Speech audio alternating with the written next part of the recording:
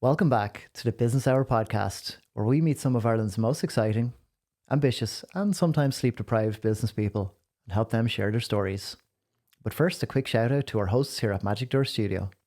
Part lab, part loudspeaker, Magic Door Studio is the home of podcasting in North County Dublin, turning raw ideas into standout stories. If you would like to build a successful podcast, come and walk through the Magic Door, where you'll find a crew of creative disruptors, visual thinkers, and sound-obsessed storytellers who believe content shouldn't just fill space, it should shake the room. If you're an Irish business looking to add high-quality, scroll-stopping content to your social feeds, Magic Door Studio can offer industry-leading equipment, a studio that's customized for your brand, and a skilled team to turn your ideas into reality. For pricing and more, visit magicdoorstudio.ie. Today's guest on the Business Hour podcast is Ingrid Madsen from Ardgillan Castle and Gardens. Hi, Ingrid. Hi, Shane. How are you? I'm good. Thank you for having me. Delighted. So let's go back to the start. I'm interested about Ardgillan Castle, where it's how it's evolved. I guess. My understanding is it's 300 years old. Yeah, nearly 300 years old. Yeah. Was it always called Ardgillan Castle? It wasn't actually. It was called, when it was originally built, it was called Prospect House. Okay, right. And have you been up there before? I have. Yeah. So when it was originally, it's absolutely amazing. So the original building was just like a country styled house. And then through the generations, then it was extended, the towers that you see at the side and the big elaborate drawing room and the dining room, that would have been added on over the years. But the original, Prospect House. And you said it was a country house originally. Who lived there? So it was the Taylor family. Okay, so right. the Taylors originally came from Sussex in the UK. Okay. So it was Thomas Taylor. Okay. He came to Ireland at the time of Cromwell. So when Cromwell came over on his campaign, Thomas Taylor worked with a man called William Petty, who was the chief surveyor on a project called the Down Survey. Yeah. Do you remember that from school? Yeah, I feel like Survey? I've heard that name as well. So basically, when the land was being confiscated and given out to people who worked for Cromwell, Thomas Taylor worked on the project. He basically mapped down the whole country. Okay. It was one of the biggest projects of its time. To redistribute the land to people that worked for him. And so one of those people was Thomas Taylor. So and so he built the original house from the ground up. They originally went to Kells, Headford House. It was his great grandson. You're getting a real history lesson now. It was his great grandson who then acquired the land or bought the land in Balbriggan. That's where Ardgillan is now. So it was a highly wooded area at the time. So the wood was chopped down. They hired some local people then to build a house there. So that was Robert Taylor, Reverend Robert Taylor. And that began the time of the Taylors in Ardgillan. So who owns it now, or who? So it was right up until the 1960s. In 1962, I think it was the last Taylor was there, and it was bought by a German family, Heinrich Pott. So he was an industrialist. He bought it. He was there up until the council then bought it over. Fingal owned it. Okay. So that was 1981. Fingal County Council bought the house and then basically rejuvenated, got it back to, it was in the 90s, then it was open to the public.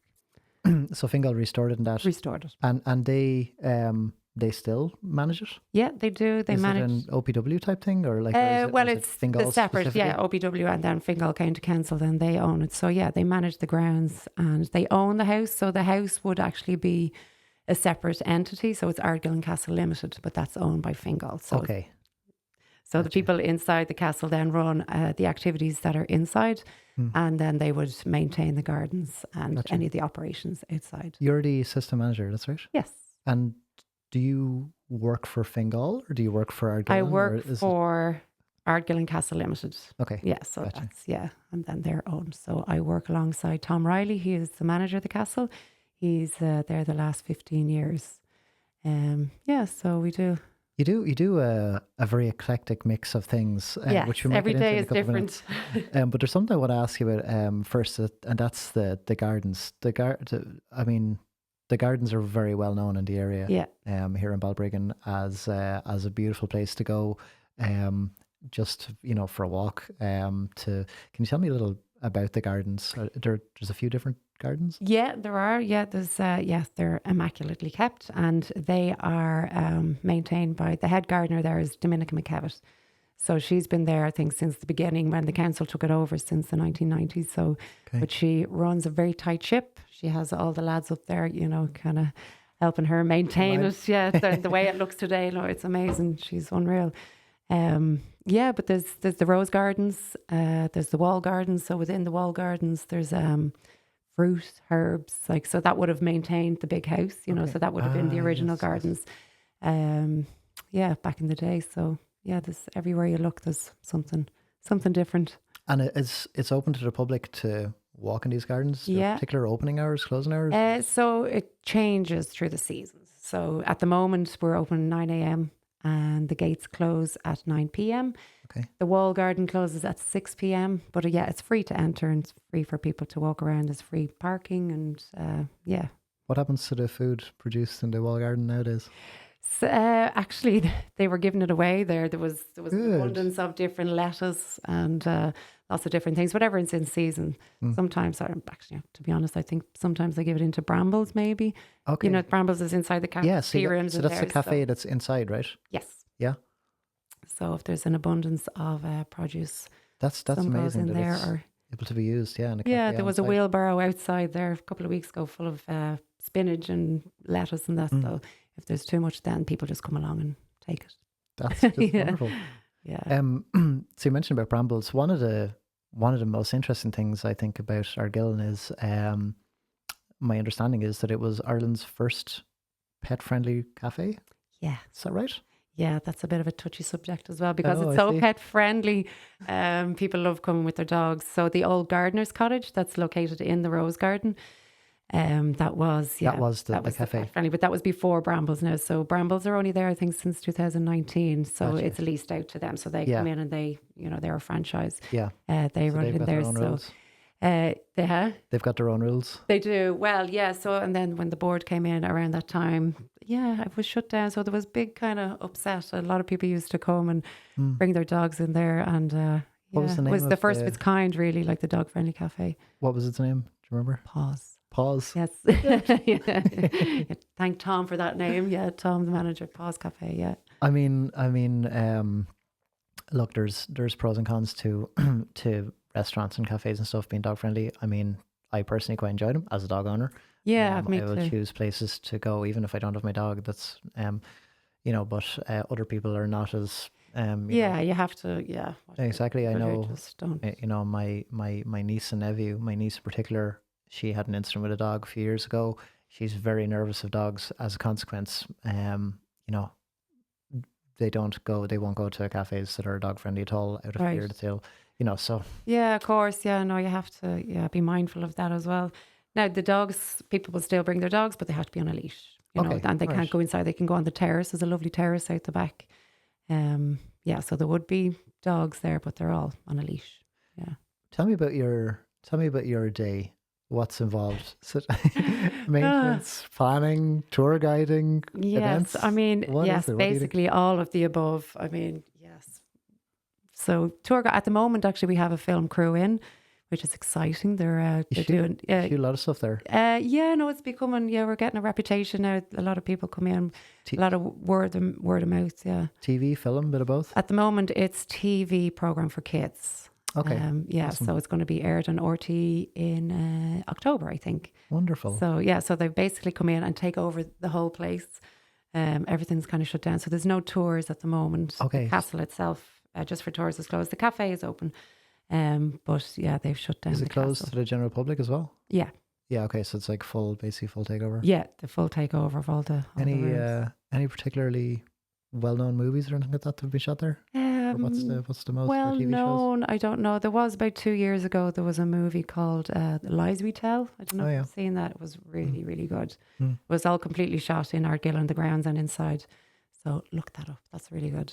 How do you feel when you see it on the screen like that? Does it feel?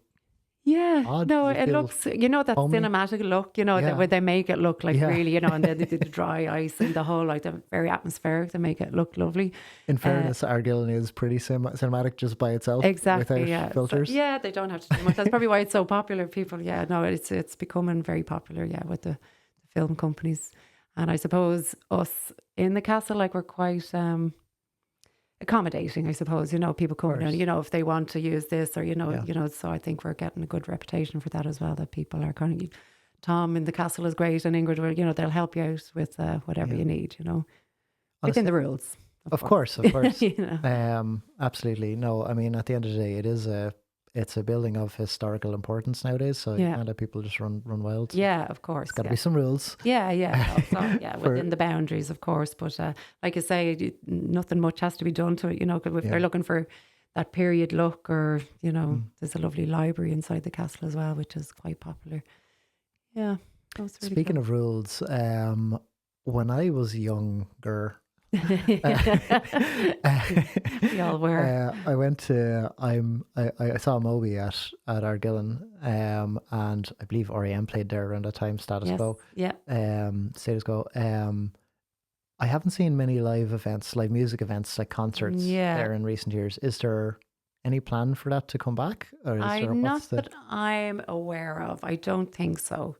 I think at the time, it was a once-off, maybe a couple of days event. I don't think it was just the 1 year they did it. And I think it just created maybe too many problems, like infrastructure-wise. The roads up there are quite narrow, and I don't think the neighbours were too happy with the amount of people. I think it was 25,000 people coming in, and it was just, it didn't really lend itself to that amount of people coming in there.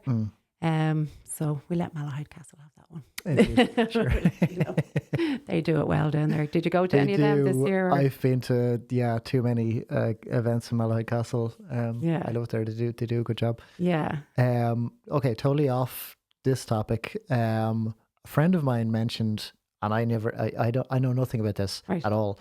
About a story, the Ladies' Stairs, the Ladies' Stairs Bridge. Yes. It's a kind of like ghost story. There is a ghost story. Folklore, or what is it? Yeah, no, well, there is a story attached to it. So before, there is the pedestrian bridge that's there. So that's only there since when the Taylors took over the land. They allowed the railway to go through their land. Okay. So then that's how the pedestrian bridge came to go down. But the Ladies' Stairs itself is actually a stone staircase down into their private beach, so down into Barnageara Beach. Right. So that's where the name the Ladies' Stairs comes from, because the lady of the house, they had access to the beach, so they used to go down there. But now the people call the pedestrian footbridge that is now there the Ladies' Stairs, but that's, so they've kind of made the association with that. Gotcha. But the story attached with the ghost story, or that there was a story of a lady that came to visit the house. And unfortunately, she drowned when she went down to swim in the water. So, and it was around November time, I think it was the 4th of November. So around Halloween now, they say that her spirit or her ghost can be seen on the bridge. Okay. So that's, the ghost story. She's walking around on the bridge? She's walking around on the bridge, just waiting for people, flagging down trains. I don't know. Do you guys lean into that story and folklore with like tour guides and stuff like that, or tours and stuff, or do you kind of shy away from it? Yeah, no, we do. No, it would be a story. I mean, we used to do a lot of Halloween events up there as well, which we're kind of getting back into as well. So that would have been, part of the Halloween tours and stories. I know different tour guides. We don't have actual tour guides anymore. We have one volunteer guide. It's mostly self-guided now. So they would kind of give their own different stories on the, their own insight, their own stories into the folklore and the different, the history of the place. But yeah, so you never know what you're going to get. When you go up, whatever tour guide you get, they'll give you a different version of it, I'm sure. But that's where it originated from. So you have somebody who does does tours as well, guided tours. Yes, on request. Is that just outside in the gardens and that, or in do you the go house inside as well? Yeah, so we do garden tours. Domenica does garden tours. We've started that back up as well. So that's once a month. You can book into them. So how do you book, or where do you go? So the website, we put them up on our website. So when we have a date picked, then we put them up onto the website. So it's $5 per person to do them. That's actually have a free one coming up for Heritage Week, a series of events for that. So there is a garden tour for that as well. So Domenica, she does that. Like, so you're getting hands-on, like first-hand information. Like, she's a wealth of knowledge. You know, she's there from the start. So she, Legend. yeah, can give you all the information you need about what it takes to maintain all the gardens. You mentioned about Halloween events. Are they? Yeah. Are they like community events? Like for Yeah, obviously, I'm so- assuming aimed at kids. Yeah, so before my time now, there would have been a lot. I think Ardgillan was famous for their Halloween tours and their kids events up there. So I think, like everything, when COVID came along, the staff were gone and we just didn't have the resources to do it. So we're kind of this year, we're getting back into it. So there's going to be a Halloween event this year. We're not quite sure exactly what it's going to be, but there's definitely going to be something coming back this year. So that'll be for the local community and for families. Super exciting. Yeah, yeah. Fingal, I'm assuming, fund any projects and stuff that happen there, restoration, ongoing maintenance, and that kind of stuff. Is there much community support for Ardgillan as well? Like, does it support the community in any particular ways, or there? It does. I mean, I suppose it has evolved, like I said, so many ways throughout the years. It used to be very much like kind of involved in kids' parties and that kind of stuff. And when we didn't have the resources, we kind of moved away from that. And we're kind of more into an arts kind of hub at the moment. So we very much support the arts in the area. So, and Fingal Arts Office would support that as well. There's an Artist Studio Award just after being awarded to somebody. So that's going to be paid for a year for some local artist. Nice. But then the old bedrooms of the house are now artist studios as well. Okay. Yeah. So it's, so you have on-site art studios. Yeah. So are there any other? What else is happening on site? So you've got the cafe. Yes. So on-site studios. Obviously, you've got the gardens and all that kind of stuff. Yeah. What about it? What else is happening inside? So inside, so we do weddings as well. So our drawing room, we do. You can hire Ardgillan for a private wedding. Yes. Now it's for a civil wedding. Yeah. And a drinks reception, because we're more of a museum type. We don't do a sit down meal or the evening entertainment. Okay, so just the ceremony per se. Okay, exactly. Gotcha. How many people can you host? So we can hold 60 people. Okay. In our drawing room. So 60 people comfortable in the drawing room. And then if they want, they have the option then to get Brambles to do some catering for them in the dining room. So canopies and teas, coffees, bit of Prosecco. I'm actually a wedding celebrant myself. Oh, are you? Yeah.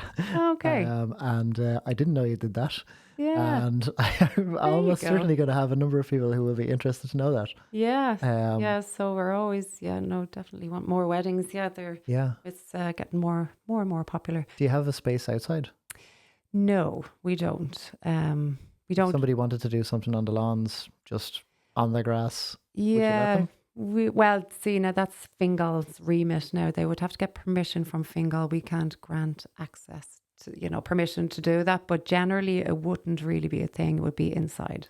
Yeah. Yeah. Look, that's safer anyway. Because Ireland. we're kind of separate, the castle and the operations outside. But it's probably not unheard of. I'm not sure if it's been done. Not in my time anyway, but it'd be mostly inside. Yeah.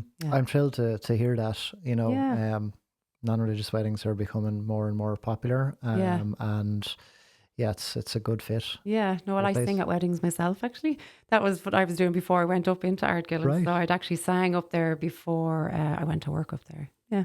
You're in a band? Yeah, I'm in a wedding band. Is there a name? Yeah, there's a plug here. Yes. Up there? Yeah. The Controversial All-Stars, yeah. The Controversial All-Stars? All-Stars, yeah. So a little spin on Converse All-Stars, yeah. So, yeah. We're going. All-Stars. Oh, are you? There you go. Now you're in the band. All right. That's the criteria. So I was singing with them for about 20 years, and then I sing at wedding ceremonies and as well. So and funerals and. Do you have a favorite style of music to sing, or do you answer that one first? I think. At weddings, just in general. Just, I suppose my voice would probably suit maybe kind of more softer songs. Might have a bit of a country thing going on. You've got a bit of a country vibe going on. Do I? Yeah, I just need the hat and boots. And your personality as well. Yeah, do you think so? Yeah. Well, there you go. So what kind of music does the band play? Or is it rigid, or is it just it would be a bit of covers? Basically covers, yeah. So wedding stuff. Yeah, wedding stuff. A bit for everybody really. You can kind of, your granny be dancing, your kids will be dancing, you have to kind of throw out. Where can I hire the Controversial All-Stars? Got a website? Website, yeah, controversialallstars.com, I think, not .ie.com, yeah. And then my personal website, ingridmadsen.com, for ceremonies and funerals and wherever they'll have me. You may not do this professionally per se, but do you play any instruments? Not professionally. I have a piano. I'm a piano owner. Very good. Not a player. That's the first step. Yeah. So I can make my way around the piano. I've never really done lessons, but kind of by ear. Yeah. So yeah. Piano is, you're lucky to have one. It's a wonderful thing to just have in a home if you have space for it. Even keyboard, you know, is just, my 7-year-old is obsessed with a Simply Piano, I think it's called. It's a piano app on Android, and it, you know, it can hear the notes being played, and you know, it can tell her right note, wrong note, and stuff. She's learning, amazing, learning music. She does a pile of other activities and stuff. If she keeps at it, and we will do lessons, but for now, just to be able to once they have an ear for it, you know, and an interest in it. She like does. I have 2 boys, like they're 12 and 14. No interest at all. Actually, my older boy, he's 14. He is now interested in drums. I was like, the drums. To buy a drum kit, you have to carry them everywhere. You know, on tin whistle or sing. You know, easy. Well, actually, so my 7-year-old, I'll say she's learning piano. She is a drummer. She's a second child. Right. Okay. Giving drummer vibes. Yeah, for sure. There's sets nowadays that you can get that are €150. They're not too expensive, and they're basically silent. The electronic ones. Yeah, yeah, they're wonderful for if you've got a kid that wants to be a drummer, but you don't want them to. Yeah, don't want to listen to ruin them. your life. Ruin your life. Yeah. So they're starting to take a little bit of an interest in the music now. So it's taking time, but I'm getting there. Yeah, indeed. So I asked you about your day, and we kind of started talking about something else. What do you do? Is it really varied? You like working there? Obviously, you've been there a while. I do. Yeah, there 5 years now. Yeah, no, I love it. Yeah, like I say, every day you go in, it's something different. Yeah, and the staff are all lovely. Tom, as I mentioned, he's the manager. He's a great guy to work with.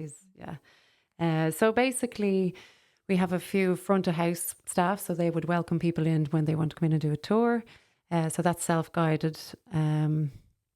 Just give them a little bit of an introduction just about how the tailors got to be there and how when the house was built.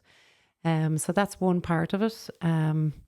My day then, I would organise various events. So at the moment, we're starting to get organised for Heritage Week, which is coming up. So that's basically the Heritage Council. You know, they would do this every year. You probably know about it. All over the country? Yeah, all over the country. So this year the theme is exploring our foundations. So it's basically, I mean, you can adapt any theme, you can adapt to what we do up there. So Tom would give a tour of the domain. Dominica will give a tour of the gardens. Inside, we're doing trad music in the drawing room. We're doing another talk about the built heritage of Balbriggan. So all to do with, you know, the area and basically the foundations of our area. So I'm organising, just getting all the events up on our website and on our social media. That's one part of it. We have another girl that started as well, Caitlin. So she is kind of doing a bit more social media as well, just highlighting the gardens. The good stuff. What else do we do? So we have Halloween events coming up, the craft fairs. We do craft fairs at Christmas, you know, so that would, so again, just we have a little craft shop in our reception area as well. So can I ask you a question? How do you balance, maybe there's a question for Tom or so, but you might be able to give an answer. How do you balance the extraordinary history of the building and all of that stuff with the fact that it's a living, breathing, very much operational, I guess, space? How do those things come together? And how do you protect the history and the, you know, like the importance of the buildings and stuff while letting people use the spaces and like, it's got to be a challenge. Yeah, that's a good question. I suppose, well, one part of it, I suppose, when people come in and do the self-guided tour, like a lot of the feedback we get from people that come in, they'd say like, wow, it feels like the tailors have just left. They've just walked out the door. Like it really feels like it's kind of in keeping or something. Yeah, well, I guess it wasn't that long ago. I mean, that they'd have. Well, yeah, it was the 60s. When the last tailors. And then when the they German sold it on. Mr. And then William Pott. Yes, Heinrich Potts. Yeah, then he lived there. Yeah. But the kitchens and that, when you go down, it's not very, like people, when they're doing the tour, they can kind of, they can touch it's not very museumy, like don't touch this. And, so it's kind of. So there's a happy medium between the old and the new. Yeah, it's a very relaxed atmosphere when people come in to view the house. And then they can still go up and see the old bedrooms of the house, where the artists are. So they get to see kind of every little bit of the house, even though they are not, as they would have originally been used, like bedrooms and that, they're still being used for different things. So sustainability is a core focus of of all of us, but Fingal, I know in particular, are very focused on that. How do you what sustainability do you bring to Ardgillan in terms of obviously you got a lot of events and stuff coming in, again, like we were just talking about, you're preserving the old and the new. You can't put solar panels on the roof to power things. Has sustainability played a role? Is there, I would imagine most people who work there have a respect for the environment and the landscape and space and all that kind of stuff. Yes. Yeah, well, I suppose with the gardens, Dominica, I mean, there is a lot of emphasis on, like, we get, I suppose, the Green Flag Awards, there's a lot of the wildflower meadows, like all that kind of stuff. So like all of that. Is that what you mean? Yeah, absolutely. Yeah. Well, I mean, that's one of many aspects, I guess. Yeah, exactly. So outside, So are wildflower meadows a relatively new concept? Or would that have been? Yeah, so it wouldn't have been there necessarily 15, 20 years ago. So Dominica is really focused on that, and they're popping up everywhere around. And then as well, I suppose, hugely important. Yeah, different...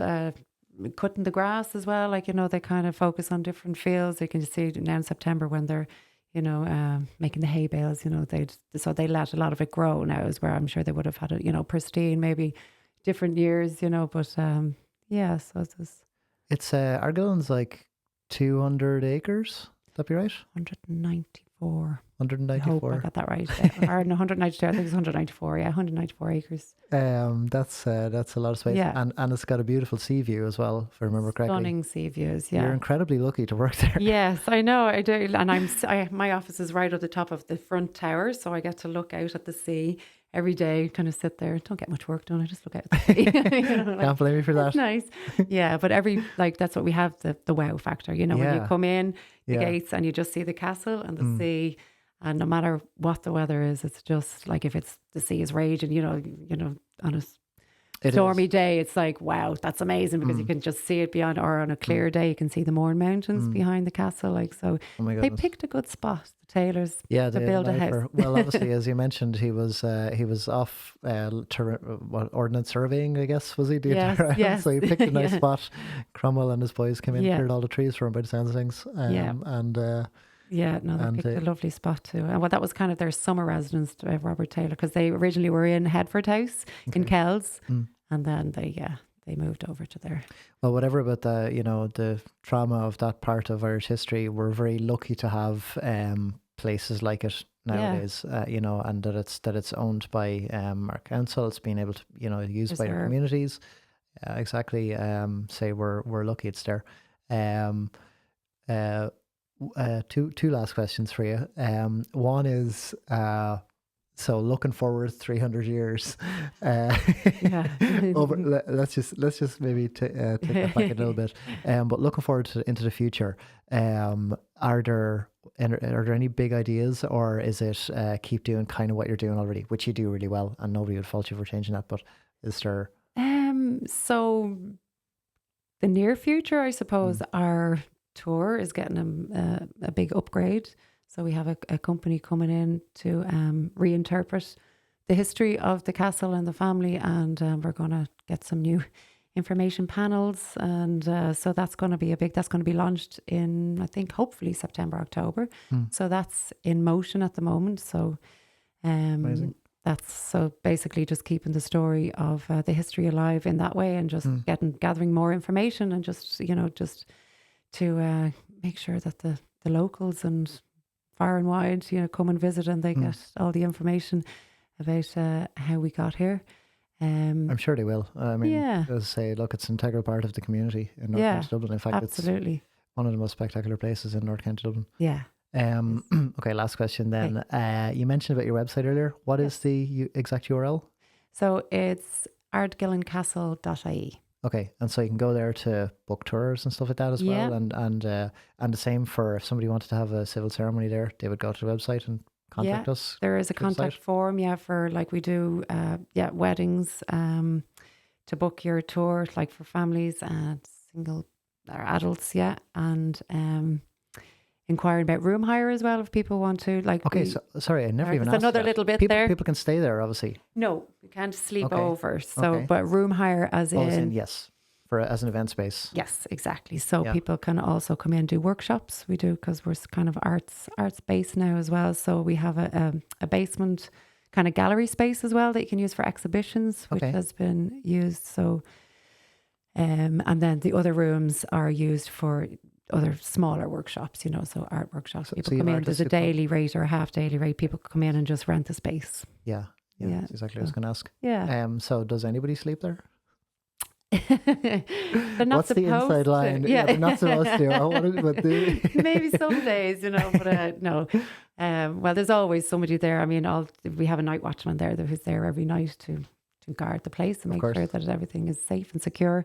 But no, we don't hire it out there's no bedrooms. It's not a hotel or anything, so we close. So you have to know, like, the assistant manager maybe. Yeah. Get it. Yeah. And so the website is ardgillan.ie.